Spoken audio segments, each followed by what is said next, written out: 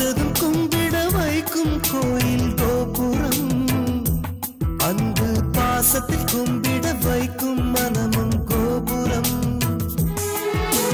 உயர்ந்து நிற்கணும் அன்பால், உலகம் வணங்கணும் பண்பால். கோபுரம் மனமே கோபுரம், கோபுரம் குடும்பம் கோபுரம்.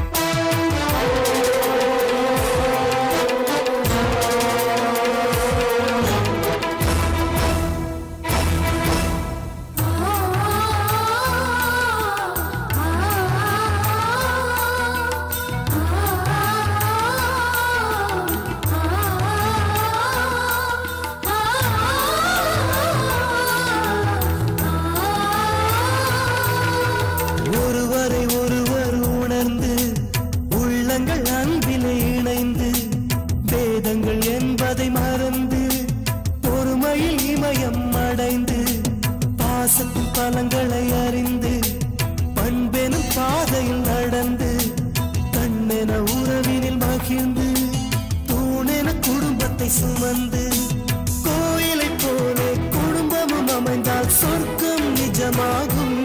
கூட்டு குடும்பத்தின் பொறுமை உணர்ந்திடும் போது கோபுரம் போலாகும். கோபுரம் மனமே கோபுரம், கோபுரம் குடும்பம் கோபுரம். பார்த்ததும் கும்பிட வைக்கும் கோயில் கோபுரம், அன்பு பாசத்தில் கும்பிட வைக்கும் மனமும் கோபுரம். பார்த்ததும் கும்பிட வைக்கும் கோயில் கோபுரம், அன்பு பாசத்தில் கும்பிட வைக்கும் மனமும் கோபுரம். உயர்ந்து நிற்கணும் அன்பால், உலகம் வணங்கணும் பண்பால்.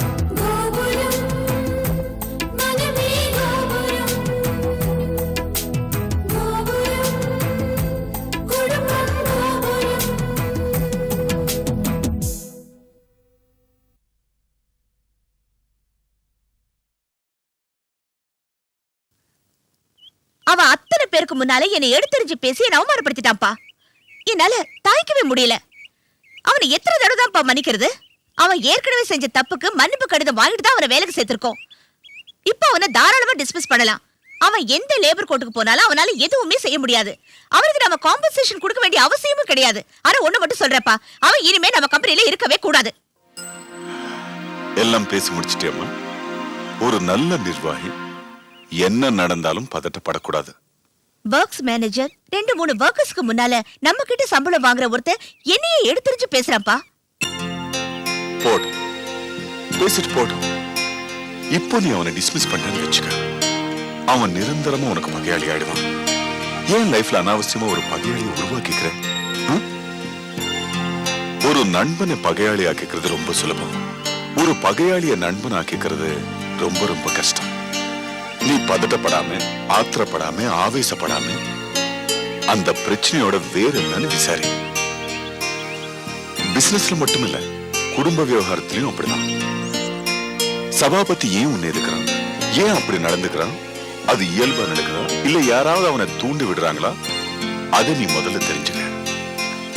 அவன் குடும்பத்தையும் கொஞ்சம் நினைச்சுப்பார். 3 குழந்தைங்க, தம்பி, தங்கச்சி. இப்போ நாம டிஸ்மிஸ் பண்ணிட்டோம்னா அவன் நடுத்தெருவுக்கு தான் வரணும். நம்ம கம்பெனியிலிருந்து நீக்கின பிறகு அவனுக்கு வேற எங்கேயும் வேலையும் கிடைக்காது. இதெல்லாம் புரிஞ்சுக்காம அவன் என்னென்னமோ பண்ணிட்டு இருக்கான். முதல்ல அவனுக்கு இதை உணர வைக்கணும். இத நீ இதோட மறந்துடு. சரிப்பா, நீங்க இவ்வளவு தூரம் சொன்னதுக்கு அப்புறம் நான் என்ன செய்ய போறேன்? உங்களுக்காக நான் அவரை இன்னொரு தடவை மன்னிச்சிடுறேன். அதையே நீ நினைச்சுக்கிட்டு இல்லாம மத்த வேலைகளை பாரு. அவனை எப்படி சரிப்படுத்துறதுன்னு எனக்கு தெரியும்.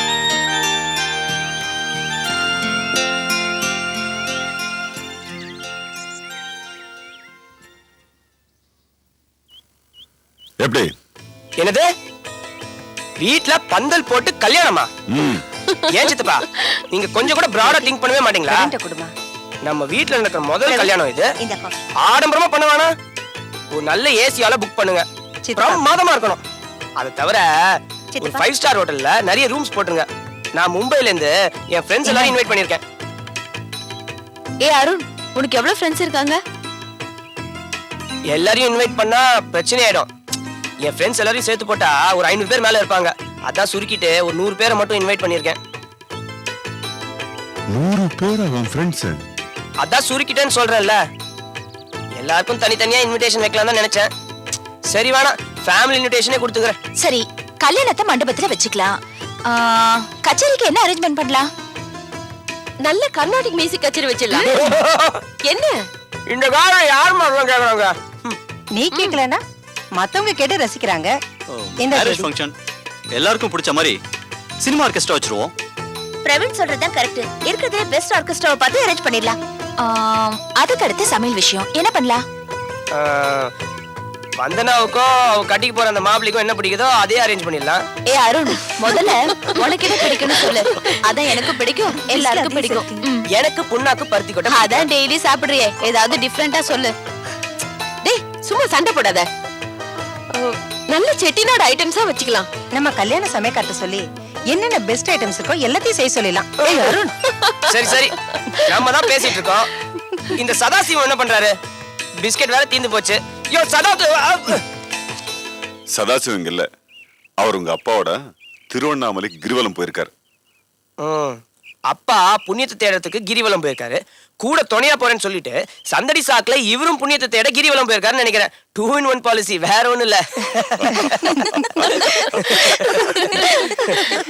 ஏமா நந்தினி, அந்த லிஸ்ட கொடு. கொடுங்க. இதெல்லாம் நாம பேசி முடிவு பண்ணிருக்கோம். இத அண்ணன் கிட்ட காட்டுவோம். அவரோட முடிவு தான் ஃபைனல். அவர் சொல்றபடி நடப்போம். என்ன? ஓ அது சரி. அப்புறம் எதுக்கு நாமெல்லாம் இப்படி உட்காந்து பேசணும்? அவரு இருந்திருந்தா எது வேணும் எது வேணாலும் சொல்லிருப்பார்ல. அவர் என்ன வேணாம் நான் சொல்ல போறாரு? நாம எல்லாரும் முடிவு பண்ணது சரின்னு தான் சொல்ல போறாரு.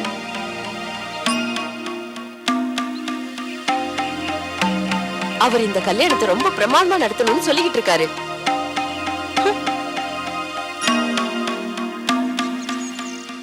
என்னங்க, நம்ம குடும்பத்துல இருக்கிற எல்லாருமே நம்ம வந்தனாவோட கல்யாணத்தை எப்படி கிராண்டா பண்றதுன்னு பேசிட்டு இருந்தோம். அத நம்ம நந்தினி குறிப்பு எழுதி வச்சிருக்கா. படிக்கிறேன், கேக்குறீங்களா? கல்யாணத்துக்கு சிட்டியில பெரிய ஸ்டார் ஹோட்டல்ல ஏசி ஹால் புக் பண்ணணும். ரிசப்ஷன்ல லைட் மியூசிக் கச்சேரி, செட்டிநாடு சமையல், அப்புறம் கல்யாணத்துக்கு எவ்வளவு பேர் வராங்களோ அவ்வளவு பேருக்கும் எந்த குறையும் இல்லாம பாத்துக்கணும். என்னங்க டாம் டூம்னு ஏகப்பட்ட செலவா இருக்கேன்னு பாக்குறீங்களா? நாங்கெல்லாம் அப்படிதாங்க ஆசைப்படுறோம். அதுவும் இல்லாம இந்த கல்யாணத்தை ரொம்ப கிராண்டா நடத்தணும்னு நாங்கெல்லாம் நினைக்கிறோம். என்னங்க எதுவுமே சொல்லாம இருக்கீங்க? இந்த பட்டியலோட வேற என்னென்ன சேர்த்து கிராண்டா பண்ணலாம் நான் யோசிச்சுட்டு இருக்கேன். ஆமா ஈஸ்வரி, நம்ம பிரவீன் கல்யாணம் தான் ரொம்ப சிம்பிளா முடிஞ்சிருச்சே. வந்தனா கல்யாணமாவது கிராண்டா பண்ணணும் நான் நினைச்சிட்டு இருக்கேன்.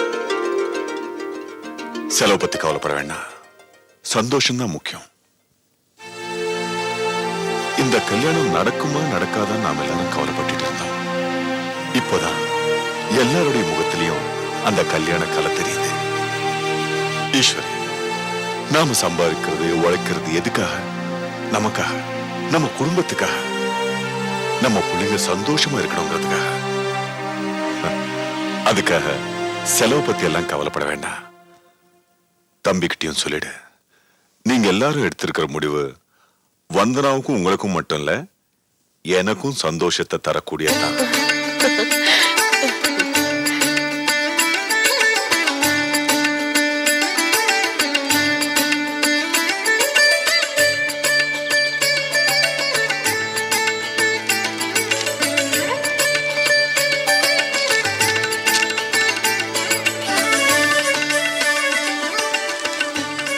நீ சாப்பிட்டியா? சாப்பிட்டேங்க.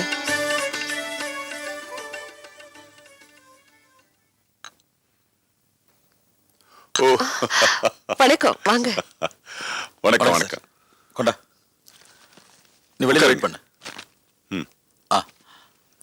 டீ காஃபி ஏதாவது சாப்பிடுறீங்களா? பரவாயில்ல, இருக்கட்டும். திடீர்னு வந்திருக்கீங்க, என்ன விசேஷம்? முறையா வீட்டுக்கு வந்து கேட்குறேன்னு சொன்னல, அதான் வந்திருக்கேன். தம்பி வீட்டில் இல்லையா? இருக்காரு. கூப்பிடுங்களேன். தம்பி, அண்ணா, லாரி சார் வந்திருக்காரு. இதோ வந்துட்டேண்ணே.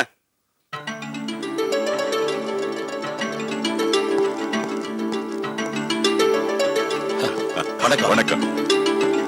வாங்க ஜெயந்தன் சார், உட்காருங்க.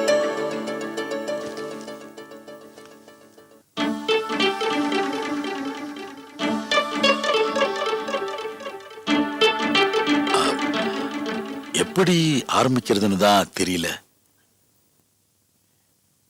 எதுவா இருந்தாலும் தயங்காம நீங்க பட்டுன்னு கேட்டுருவீங்க. நீங்க இப்படி தயங்குறது எனக்கு ஆச்சரியமா இருக்கு. எதுக்கு தயங்குறாரு?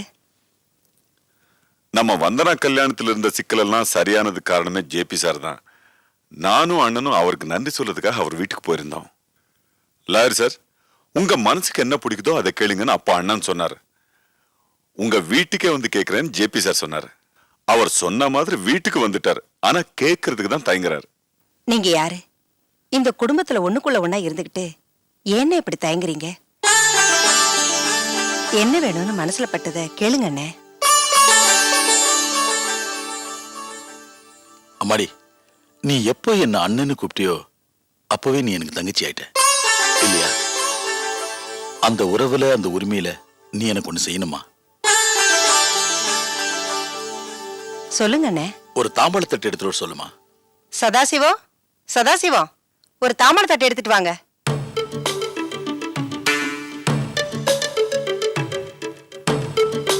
இங்க கொடுப்பா.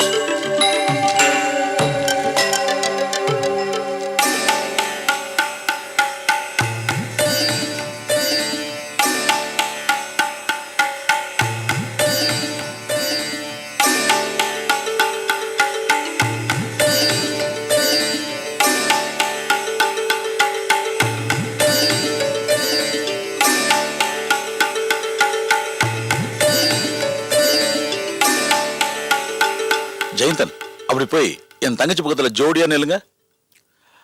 பொதுவா இந்த மாதிரி விஷயம் பேசும்போது பெண்கள் இருக்கணும். என் வீட்டுல தான் பெண்கள் இல்லையே, அதனாலதான் இவங்க ரெண்டு பேரும் ஜோடியா நிக்க வச்சேன். என் தங்கச்சி புருஷன் என் மச்சான், என் குடும்பத்துல ஒருத்தர் மாதிரி. அதனாலதான் இந்த விஷயத்தை பத்தி பேச ஏன் சார்புல எனக்கு பதிலா நீங்க பேச போறீங்க. லாயர் சார், இவங்க ரெண்டு பேரும் உங்க குடும்பத்துல ஒருத்தர்னா அப்ப நாங்க யாரு? நாங்களும் உங்க குடும்பத்துல ஒருத்தர் தானே. உங்களையும் என் குடும்பத்துல ஒருத்தரா ஆக்கணும் தானே இவ்வளவு ஏற்பாடும். இனிமே உங்ககிட்ட சஸ்பென்ஸ் தேவையில்ல, நானே வெளிப்படையா எல்லாத்தையும் சொல்லிடுறேன்.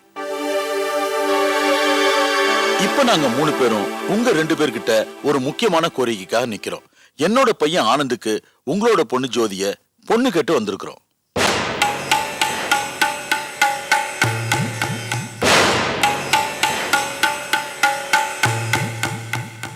நீங்க தட்டை வாங்கிக்கிட்டு சரின்னு சொன்னீங்கன்னா ஒரே நாள்ல ஒரே மேடையில இந்த 2 கல்யாணத்தையும் முடிச்சிடலாம். நல்ல ஒரு முகூர்த்தமா பார்த்து வந்தனா ஜோதி 2 பேருக்கும் ஆடம்பரமா கல்யாணம் பண்ணணுங்கிறது தான் என்னோட ஆசை. நீங்க என்ன வேணா கேளுன்னு சொன்னீங்க, நானும் கேட்டுட்டேன்.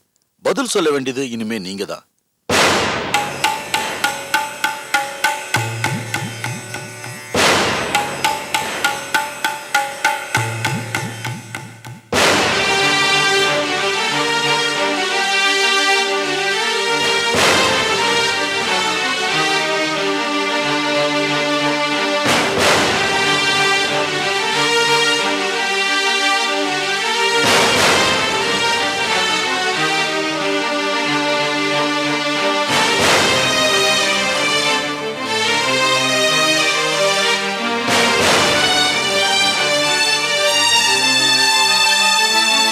லாயர் சார், நீங்க இப்படி கேட்பீங்கன்னு நான் கொஞ்சம் கூட எதிர்பார்க்கல.